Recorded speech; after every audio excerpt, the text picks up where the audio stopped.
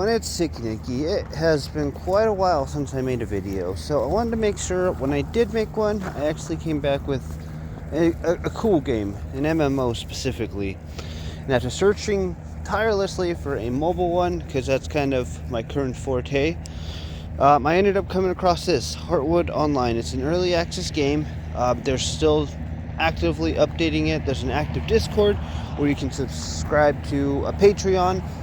And depending on the tier, you can get some cosmetics to use in the game.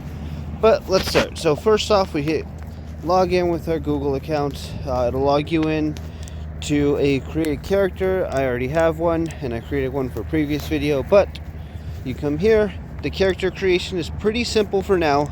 It's like 6 set of hair types, a few different colors, as well as skin color change for classes: warrior, rogue, priest, and mage. The character name, you can make it a minimum of 3 characters. There's, I think, 250,000 accounts that have been created, even though there's not that many people active at any one time. So it's going to be kind of hard picking the name that you want. However, there's still a lot of names that haven't been used. Someone was playing by the name of Disney, I saw. Once you've selected your character, over on the bottom left, you can select which world you want to go. They have servers from Asia, UK, South Africa, and it looks like America. Some of these servers have slowly built up personalities. For instance, going to the Asian server of Cherry Blossom is known as a trade world where you can go to buy whatever you wanted. When I was trying to build up the Elder Crown I currently have, I went there to buy a couple broken antlers. I currently stick to Palm Grove because that's what I have favorited, and because it's typically the lowest one for America, so there's very few lags. So let's jump in and let's see how this looks. When you initially log in, you're brought here to the main starting area.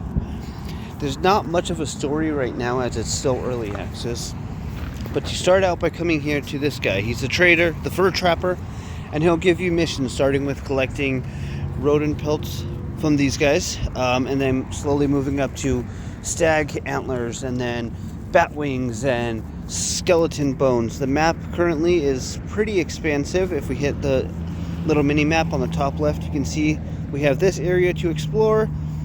Then we can move over here. This is the swine pit area once you hit to about level 9, 10-ish.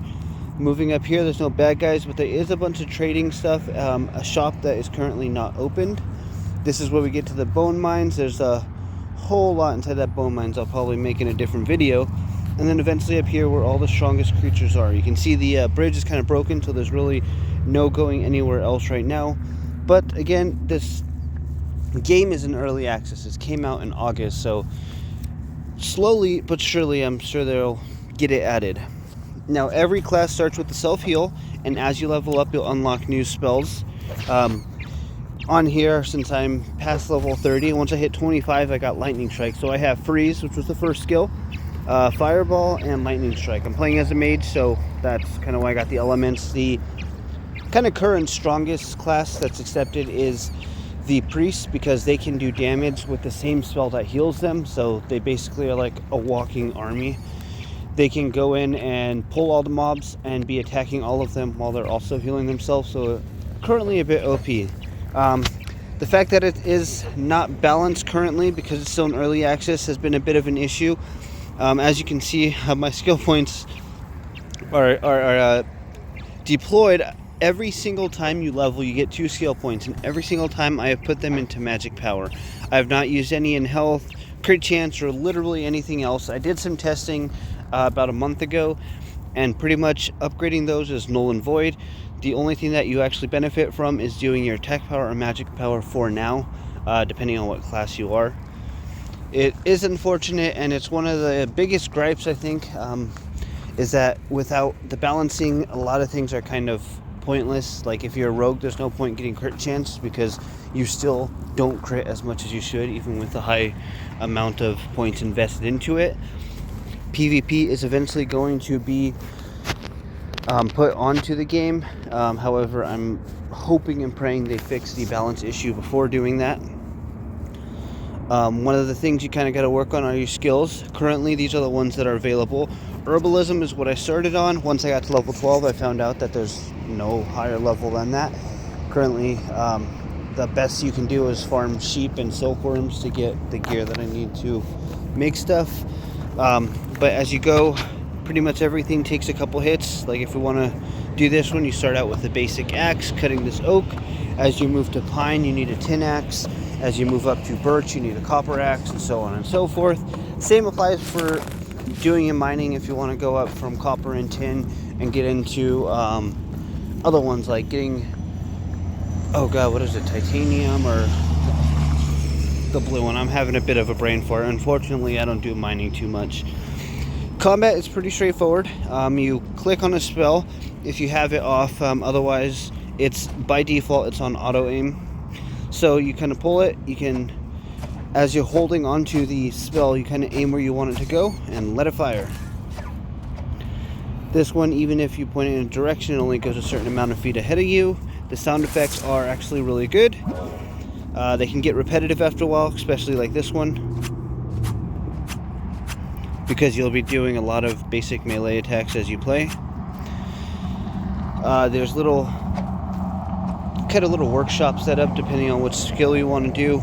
This one is specifically for crafting items. As you play, you can unlock new recipes as you level up. However, there's also hidden recipes from mobs that can allow you to build things, such as this Elder Crown. I currently have a cosmetic on it, but this Elder Crown is one of the best headpieces that is out right now, and it's unfortunately extremely hard to get. You pretty much have to farm for a couple hours straight for multiple days because the drop rates are so low. Aside from the balance issue, I think the drop rates are kind of the biggest one that people have been having a problem with. If you die, you automatically respawn into the graveyard with like a quarter of your health. There's currently no penalty for dying, so you don't lose any armor. You don't lose, any wear and tear on the armor. There's a current Christmas event going on. There was one in October as well for Halloween, so you can get cool cosmetics. Like, as you can see, I have the antlers, and then my mount, boom, is a reindeer, and it kind of hops. A couple other things on here. Their shop that they have, everything needs to have it. Even though they have a Patreon, they have an in-game cash shop as well. Now, the cool thing about this one is that, as you can see, all the things you can buy are purely cosmetic. They don't actually help you. They don't give you more attack points, no anything of that sort. Like I said before, there's only a few hairstyles and stuff, but you can come here and buy more hairstyles, or buy more eye packs. You can buy the dyes. There's a full-on dye pack right here, which I think is probably the best value on there. And then as you play, you can always open up your character sheet, and you can edit it as you go over here. So once you've unlocked them, you can simply change it for 50 gold, which is a lot when you're first starting out, but it gets pretty easy to make as you progress.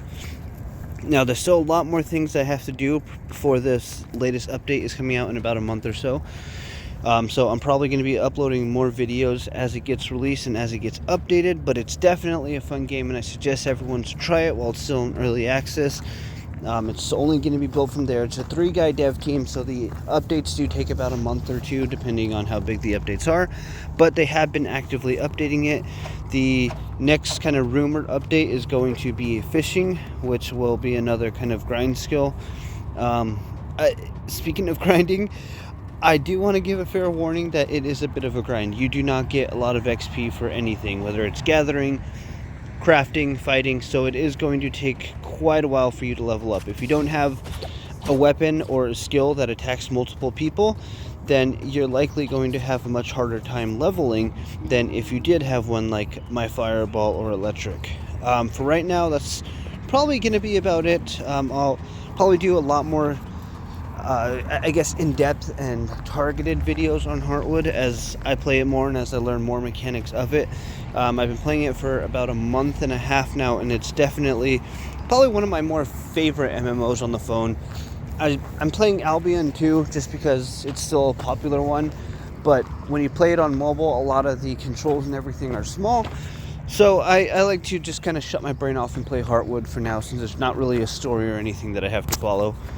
Well, like I said, I hope you check it out. I hope you guys enjoy it and kind of follow and continue on my journey of playing through Heartwood. Thank you, and hope you guys have a good day. Bye!